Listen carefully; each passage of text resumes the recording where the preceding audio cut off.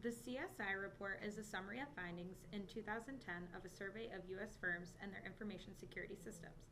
It inquires about attack incidents, financial loss, prevention efforts, security technology, end user satisfaction, and more. As always, respondents were kept anonymous and participated at will. The pool fairly represents professionals dealing with security issues in a variety of industries. From year to year, this respondent group remains fairly consistent. The pool tends to have more representation in large businesses and organizations. The report provides qualitative and quantitative data. Overall, 2010 answers about tools and methodology remain about the same as 2009. Malware attacks are still the most common. Finance fraud reports have decreased. A great deal of cyber attacks are targeted and malicious. Money loss is likely less, but firms are becoming increasingly secretive about these dollar amounts. Respondents did not believe that activities of malicious insiders accounted for much of their losses due to cybercrime. Cloud use and cloud security will continue to rise in the following years, and regulatory compliance with security helps overall. The report goes on to review mentionable cybercrimes in the past year: the Aurora attacks, the sentencing of Albert Gondolas, the Suitnex attack targeting SCADA. Although this list sounds daunting, 2010 was a year in which data breaches made fewer headlines. Overall, respondents report fewer incidences of attacks and a decrease in cybercrime overall. Each type of attack can be placed into a category. The three-layer model explains the difficulty, scope, and malicious intent of the attack. Most firms experience basic attacks. Of attacks that occur, malware and viruses have consistently been the most frequent. As technology changes, firms adapt and must find new security measures to protect information. Consistently, and not surprisingly, antivirus systems and firewalls have topped the list of security technologies deployed in 2010. Several firms use internal audits to determine the effectiveness of information security. Largely because of the awareness of threats, there is a continued shift towards more funding of security. Most respondents say that their security programs receive more than 10% of the IT budget. Most also feel that the amount of investment they make toward their security efforts is just the right amount. Respondents say that regulatory compliance improves security at their organization and has helped IT departments receive budget support. In both 2010 and 2009, the driving forces of higher security practices were information security and privacy laws, industry standards, and the influence of executive priorities. The biggest security threat firms face in the upcoming years is advanced attacks. The CSI report raises the question, is this enough? Under cyber attack, E&Y's annual security survey tracks the level of awareness and action by companies in response to cyber threats. Respondents consist of over 1,900 senior executives across 64 countries in 25 different states. 2013's results show that companies continue to invest heavily to protect themselves against cyber attacks, but the number of security breaches is on the rise. It is no longer a question of if, but when, a company will be the target of an attack. The opening remarks makes it clear to any reader that cyber attack is imminent and the awareness is the only way to move forward. E&Y conducts its report with three main pillars: improve, expand, and innovate. With these three pillars, any firm is able to combat the ever-changing technologies and imminent security threats. When looking to improve, IT departments and executives need to be concerned with current technologies and their role and safety in the workplace, such as mobile devices and social media. In order to expand, the support of executives, IT departments, and end users must be present, or there is no driving force. Expanding means going beyond the scope of normal threats and preparing for the next bigger attack. When a firm is looking to innovate, they focus time and effort when assessing technologies and applications that may enter the business culture. Firms need to understand the benefits, knowledge gaps, and cyber risks. Once the unknown becomes known, the organization can decide what innovation needs to happen first. For 2013, it's cloud security and technology. Overall, the E&Y report indicates organizations are making good progress in improving on how they manage the risks they already know. However, with only 17% of respondents indicating that their information security functions fully meet the company needs, plenty of work lies ahead. Organizations need to place higher emphasis on improving employee education, increasing budgets, and devoting more resources to innovation. These efforts need to be pushed by executives at the highest level, or the organization will not be successful. The CSI report is a summary of findings in 2010 of a survey of U.S. firms and their information security systems. It inquires about attack incidents, financial loss, prevention efforts, security technology, end user satisfaction, and more. As always, respondents were kept anonymous and participated at will. The pool fairly represents professionals dealing with security issues in a variety of industries. From year to year, this respondent group remains fairly consistent. The pool tends to have more representation in large businesses and organizations. The report provides qualitative and quantitative data. The Sarbanes-Oxley Act is a United States federal law that sets fresh or improved standards for all U.S. public company boards, management, and accounting firms.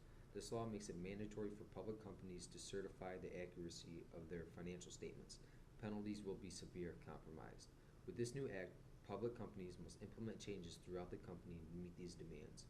Section 302 of the Sarbanes-Oxley Act sets the internal procedures designed to ensure accurate financial disclosures. The signing officer, who must be trained properly, must certify that they are responsible for establishing and maintaining internal controls and have designed such internal controls to make sure that material information relating to the company and its joint firms is made known to such officers by others within those units, particularly during the period in which the timely reports are being prepared. Section 404 requires an external auditor to regulate the company's internal controls and financial reportings. With the potential threats of criminal prosecutions, public companies will ensure that they are following the proper guidelines and remaining genuine. Failure to do according to Section 906 criminal penalties for CEOs and CFOs will result in a $1 million fine and or 10 years in a federal prison. Here are some of the following emerging threats discussed in the survey. The Aurora attack, which lasted for about 5 months in 2009, successfully targeted dozens of organizations and made history because they were made public. The organizations that were attacked consisted of Adobe, Rackspace, Yahoo, and others. This helped prove that APT, or Advanced Persistent Threats, were real. Another emerging security threat would be a cyber attack, which is a maneuver of individuals or large organizations that target computer systems, networks, and personal computer devices by means of malicious acts, mainly coming from an anonymous source that will either steal, alter, or destroy a specific target. Cyber attacks have many different aliases, being called cyber campaigns, cyber warfares, and or cyber terrorism. In recent years, they have become increasingly refined and risky. SQL injections remain to be one of the most emerging security problems that we face today. SQL injections are code injections that attack data-driven applications, which then dump the contents of the victim into a database of the attacker. The three-axis model consists of basic core, middle core, and outer core attacks. Basic core attacks include phishing, rudimentary port scans, brute force attacks on password-protected accounts, and old-school viruses. The middle shell is where we see malware created from modified toolkits of phishing attacks that use real names known to the intended victim to deliver credibility of the scam. The outermost sphere is also known as Attack 2.0, but what we are now calling is APT, or Advanced Persistent Threats. Attacks 2.0 has becoming increasingly targeted, meaning that these attacks are planned to attack a specific victim. It is a defining attack that has become high on the rise as an emerging security threat. With all the challenges of cyber attacks that we encounter, we need to be prepared. The United States has simulated such attacks on companies to find ways to defend these cyber attacks. Here are some examples of how we have tested against these threats. After the Aurora attack in 2009, a replication exercise was created from high-ranking government officials called the Cyber Shockwave. This tested the security systems of the United States government.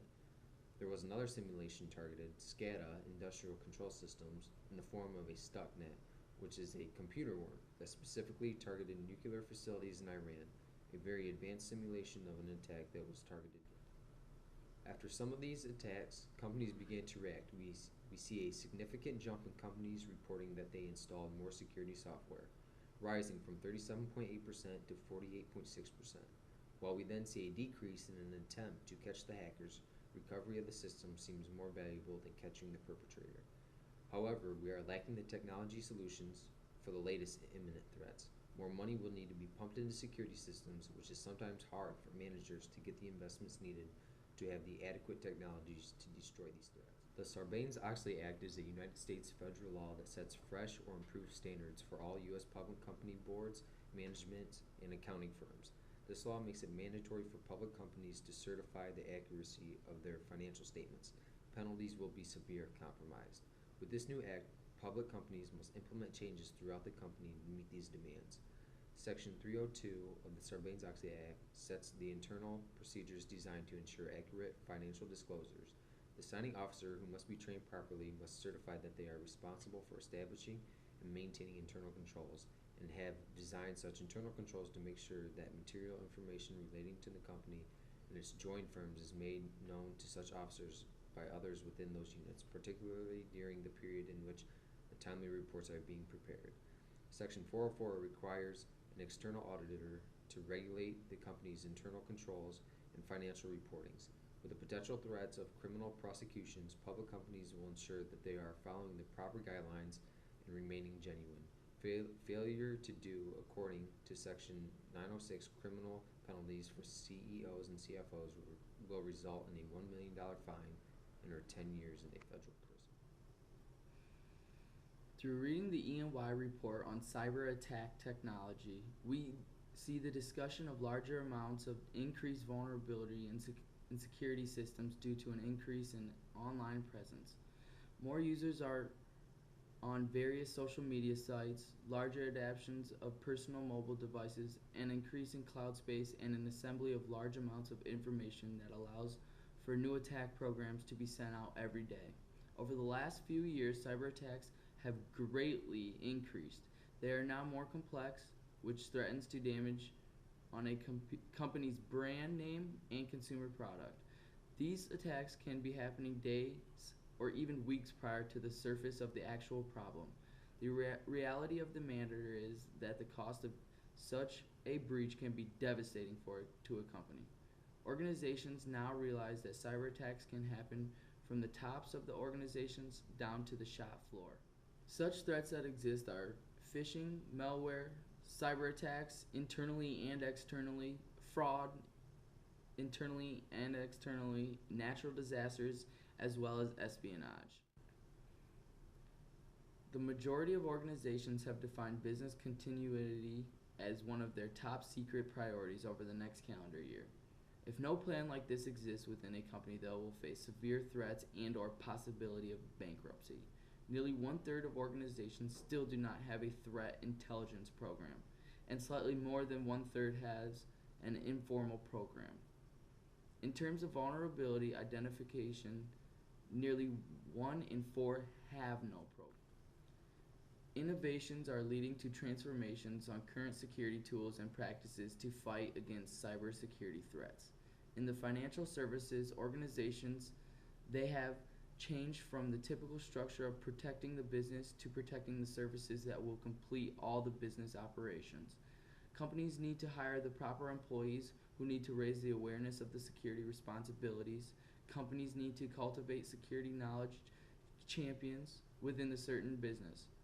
A continuous improvement for this establishing simulations that will test your certain security system from a hacker's viewpoint to make sure your information is secure, and to always keep your eyes and ears open for new trends in securities and threats, attacking them accordingly. Being familiar with your company's technologies while also knowing the processes are key to why we need to continuously always be looking for improvements. Building relationships with the technologies and understanding the inventory of the technologies is key to running your systems and developing specific standards and infrastructure levels. Technologies have been the main focus for broader implementation or adaptation, which includes big data, enterprise, application store, supply chain management, how external assets impact securities, cloud service brokerage, how brokers manage cloud securities, and bringing your own cloud. However, technologies are getting away from concepts and making decisions based on realities with in-memory computing, Internet of Things, digital money, and cyber havens. If your systems are not prepared for a cyber attack, you could damage your brand, reputation, and cause significant financial harm. We have made steps in the right direction, however, there is still room for improvement. Companies have recently put forth more investments in security systems, although many professionals feel as if this amount of money is still not enough to address these security issues. This is why companies need to increase their budgets on security systems so that they can retain customers, maximize profits without having the burden of someone or something stealing information from you and your company. Security should be